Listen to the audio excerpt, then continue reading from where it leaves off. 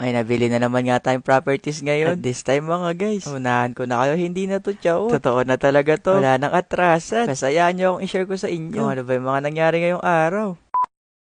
Ngayong araw nga may importante akong lakad na pupuntahan. At yung lakad nga na yun mga guys, ay para din talaga sa magulang ko. Sa mga oras nga na yun mga guys, sabi ko kay mama, may kikitain lang ako. Pero di niya alam, bibili na ako ng lupa. Pero sa isip-isip ko, maghintay ka lang ma, magiging donya ka na. Chot! Ayoko din kasi talagang ipayos yung buong bahay. Kasi etong bahay nga na to, dito din talaga ako nagsimula. At dito din lumaki. Kaya sobrang dami ding memories. Katulad nga ng tindahan. Tapos yung pinto ko saan ako lagi lumalabas. Kaya di talaga pwede mapalit yun. Kasama ko na din pala si Kuya JP. Siya mag-aayos sa future house namin. Kaya excited na din kami ni ate kung ano pa yung mangyayari sa susunod na araw. Yung isa din kasi sa pangarap namin ni ate mga guys, na bago nga kami magkaroon ng pamilya, yung bang maibigay din namin yung sacrifice nila simula bata pa lang. Dumiretso din pala ako sa malapit na bangko para makakuha ng pambayad kay seller. At shoutout ko na pala si na madam na lagi nanonood ng vlog. At eto nga meron pa silang pa-sandwich. Kaya 10 over 10. Kaya pagkatapos ko nga sa bangko mga guys, dumiretso na din kami dito sa office ni Kuya JP. Sa totoo lang, sobrang tagal na din talaga namin pinaplano yung bahay. Kaya sobrang excited na din ako mga guys. Kasi isasama ko din kayo sa journey ko na yun.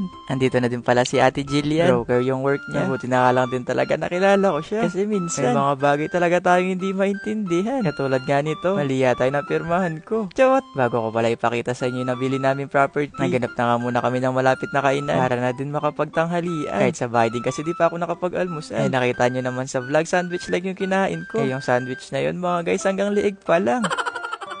Pero seryoso mga guys, ang layo na pala natin sa dati. Kasi noon nga, pangarap ko lang din makakain sa restaurant. Kahit sa fast food, madalang lang din ako makakain noon. Kasi tinitipid ko yung baon ko sa school. Kaya madalas, totobits yung madalas natin kainin. Masarap din naman yun. Yun nga lang paminsan-minsan lang dapat. Kaya sobrang thankful din talaga kami ni ate kay Lord. Kasi pina-experience na sa amin to. Kaya pagkatapos nga kumain, pupuntahan na natin yung nabili nating properties. Hindi ko na din pala nilayuan sa bahay. Sa Pampanga lang din. Baka ma-homesick ako. Chot! Habang pinagmamasan ko nga yung mga bahay dito, mga guys, sobrang namamangha ako kasi sobrang ganda lahat. Mukhang nakakahiya yata magtayo ng sari-sari store dito sa loob ng subdivision.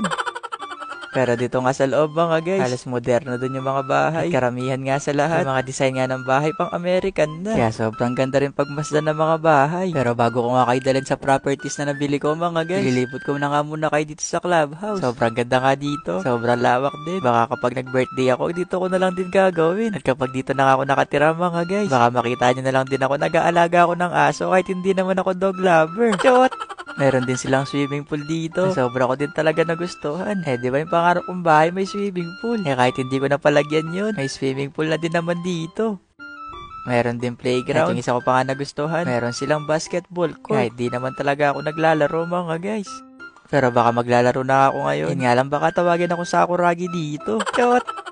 Pero dito na nga tayo sa exciting part mga guys, na kung saan nga, eto na yung nabili nating lupa. Kaya thank you Lord, kasi may bago na naman tayong properties. Aww. Pero baka magtaka nga yung iba, kasi bakit di ko pinatayuan yung unang lupang nabili? Di ko natayuan yun mga guys, kasi nung umulan nga, nagkaroon ng tubig at bumaha. At buti na nga lang din talaga, nahanap din namin tong lupa. Ang ganda din ng pesto. Tapos eto pa yung pinakagitna ng Pampanga. Yun nga lang ang mahal kita. Chot! Medyo malawak din kasi yung lupa, kaya ang ganda ring tayuan. Napasukat na din namin to ng isang araw. Kaya mga palatandaan nga namin dito yung mga puno nilagay. O yung bang medyo malaking bato. Na habang pinagmamasan ko nga tong lupa mga guys, imagine ko na kung anong magiging itsura ng bahay namin. Tapos yung reaction pa ni mama. Nung umalas din kasi talaga kami kanina mga guys. Sabi ko may pupuntahan lang. Pero di talaga alam ni mama na ganito yung pupuntahan ko. Kaya kapag napanood niya to mga guys, magugulat yun. At matutuwa talaga. Pero sabi niya sa akin, tatapusin niya muna daw tong vlog. Kasi baka maprank na naman daw siya.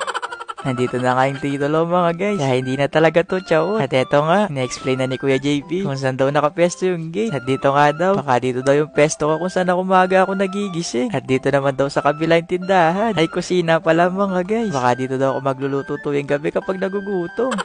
Pero hetong video nga na to mga guys, hindi ko ginawa to para i-brag, kundi magbigay inspirasyon din sa iba, na manifestation din. Sana lahat ng nanonood magkaroon ng bahay at lupa, o kung anong may hinahangad sa buhay. Basta naniniwala talaga ako na sa tamang panahon nga, ibibigay din talaga ni Lord kung ano yung deserve mo. Kaya lagi ka lang din talaga magtiwala. At soon, maabot din yung mga pangarap mo. Kasi dati talaga, pangarap ko lang din talaga to mga guys. Kaya yung childhood dream ko nga, unti-unti na din talaga natutupad. At yun nga yung pangarap para sa mga magulang. Ayun lang. Bye-bye!